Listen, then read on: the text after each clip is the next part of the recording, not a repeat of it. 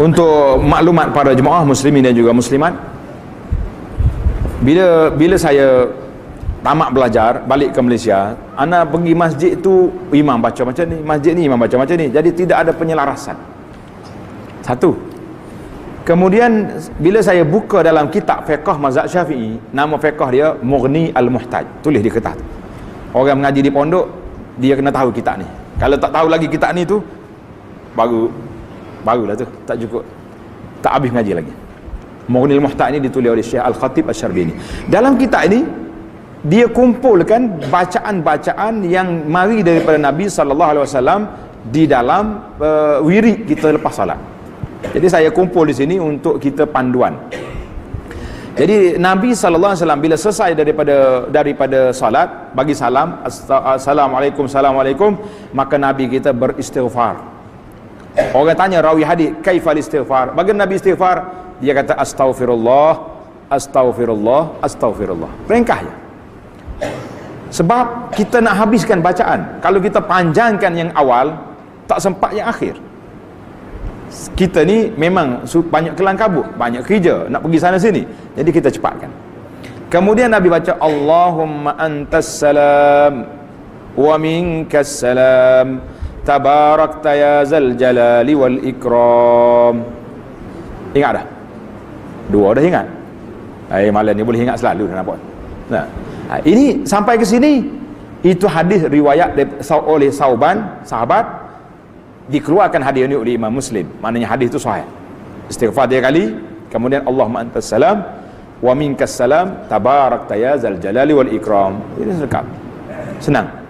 Kemudian kalau lepas solat subuh, kita pergi ke sebelah kiri itu, tuan-tuan boleh letak nombor situ, letak nombor 3 di situ untuk solat subuh je. La ilaha illallah wahdahu la syarikalah, lahul mulku wa lahul hamdu yuhyi wa yumitu wa huwa ala kulli syai'in qadir. Baca 10 kali, dan juga lepas maghrib 10 kali.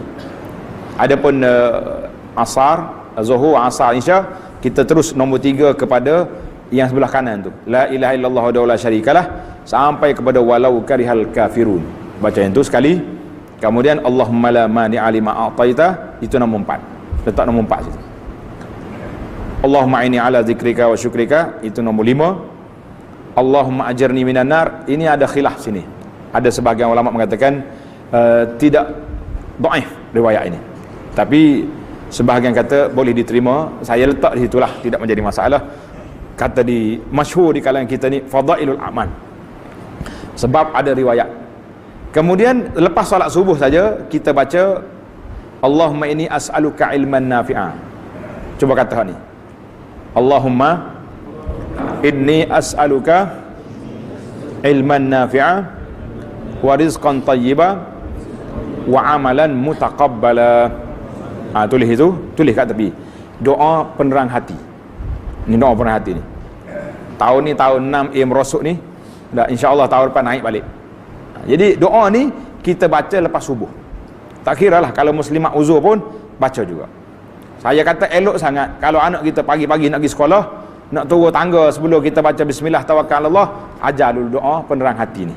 Biarnya terang hati dia, pergi belajar, dapat ilmu yang bermanfaat, dan dapat rezeki yang baik, dan dapat amalan dia dikabulkan oleh Allah Azza wa Jalla.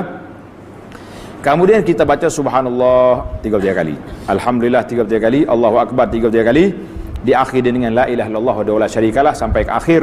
Kata Nabi sallallahu alaihi wasallam, siapa dia baca yang ni, diampunkan dosanya walaupun sebanyak buih di lautan. Besar ke tak besar kelebihan? Jadi kalau kita tak baca ni, mana kita telah kerugian banyak. Sabun tak guna ni. Dia kata ini semua sunnah, kita letak di bawah kategori sunnah amalan selepas solat. Kemudian baca ayatul kursi sekali. Sabda Nabi sallallahu alaihi wasallam, siapa dia baca ayat kursi setiap kali lepas salat fardu, tidak ada yang menghalangnya nak masuk syurga kecuali tunggu mati. Besar pahala.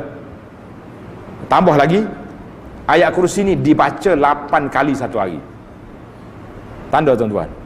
Masa ni ingatlah balik, tak ingat pula. 8 kali satu hari, 5 kali setiap kali lepas solat.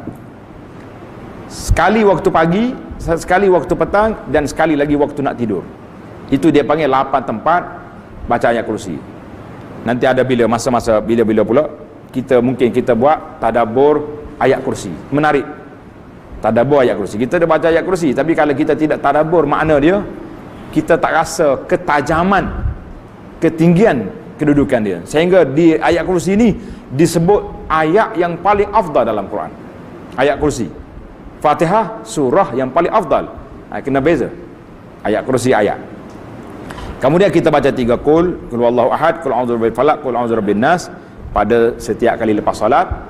Insya-Allah taala itu di antara bacaan. Jadi tuan-tuan ambillah zikir ni, biarlah kita pandai berdikari. Sebab zikir ni dia panggil zikir muqayyad. Zikir yang terikat dengan solat. Ada solat, ada baca.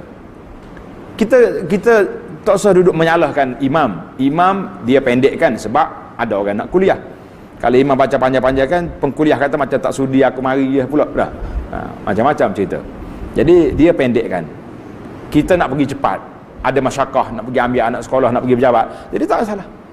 Cuma kita baca astaghfirullah 3 kali, Allahumma antas salam, baca la ilaha illallah 10 kali, subuh, keluar, sambil kita berjalan, kita baca zikir ni, insya-Allah tidak menjadi masalah. Jadi tuan-tuan, berdikarilah. Pandai-pandailah kita untuk menguruskan diri kita, sebab kita nak sampai ke syurga, nak sampai kepada keridaan Allah. Kita nak hapuskan dosa-dosa kita yang sangat banyak, yang kita hari-hari kita melakukan dosa, sama ada kita sedar atau tak sedar. Mudah-mudahan dengan amalannya sedikit ini menyampaikan kita ke syurga dan menaikkan darjat kita, insya-Allah taala. Aqulu qauli hadza, wassalamu alaikum warahmatullahi wabarakatuh.